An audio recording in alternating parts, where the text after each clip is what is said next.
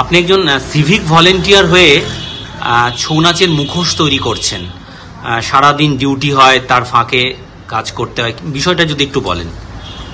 বিষয়টা হচ্ছে মানে এটা আমাদের বংশ পরম্পরা কাজ। এই কাজটা বংশ পরম্পরা চলে আসছে প্রায় 150 বছর ধরে। আর সিভিক পাওয়ার আগে আমি এই কাজে জড়িত আছি, তাই এই কাজ সিভিকের ডিউটির ফাঁকে এই কাজ আমাকে করতেই হয়। কতদিন ধরে কাজ করছেন? এই কাজ মোটামুটি আমি 20 বছর ধরে। কেমন আয় হয়?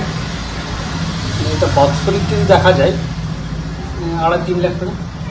এই মানে এইটার পিছনে 2.5-3 লাখ, এইটার পিছনে 2.5-3 লাখ না, মানে এইটা মূর্তির পিছনে। কার কাছ থেকে শিখেছেন এই হস্তশিল্পের কাজ? বাবার কাছ থেকে। বাবা কি এখনো বেঁচে আছেন? না। এই কাজের মধ্যে দিয়ে কি মানে বার্তা দিতে চান? মানে আপনাদের সিভিককে নিয়ে তো অনেক নানা রকম বিতর্ক রয়েছে, কি বার্তা দিতে চান? এই কাজের মধ্যে যে বার্তা দিতে চাই বলতে, আমাদের ধরুন এই কাজ আছে বলে আমরা করি, কিন্তু বাকি যারা সিভিক আছে আমি বলবো যে ডিউটির মাঝখানে তারা যদি অন্য কিছু একটা ব্যবসা নিয়ে ভাবে তাহলে খুবই ভালো হয়।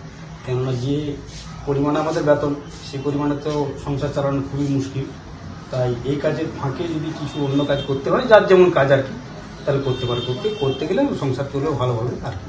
আমাদের এই যে সিভিক ভলেন্টিয়ার যারা আছেন তারা ডিফারেন্ট কাইন্ড অফ আমাদেরকে পুলিশিংয়ের যে কোর পুলিশিং তাকে ফেসিলিটেট করার জন্য অনেক কাজ করে থাকেন। ট্রাফিক ব্যবস্থাকে তারা অনেক বেশি স্মুথ করে, that as well as information network আমাদের যে গ্রামের দিক দিয়ে আরও বেশি বিস্তৃত হয়েছে সিভিকদের মাধ্যমে।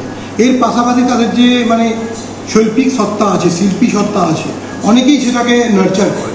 তো আমরাও চাই তাদের যে পোটেন্সিয়ালগুলো আছে সেগুলো ফ্লারিশ করুক। কাজটা তাদের যে ইন্টারেস্টেড ডিউটি আছে, তাদের যে কাজ আছে, সেই কাজের পাশাপাশি তারা যদি এই কাজগুলো করতে পারে আমরা সেটাকে সবসময় এনকারেজ করি। আমরা চাই তাদের যে শিল্পী সত্তারা আছে সেটা উদ্ভাসিত হোক, তাদের মধ্য দিয়ে তাদের এই কাজটা যেন তাদের পক্ষে এই শিল্পের ক্ষেত্রে অন্তরায় হয়ে না দাঁড়ায়, তাদের পোটেন্সিয়ালকে ফ্লারিশ করার জন্য যাতে অন্তরায় না হয়।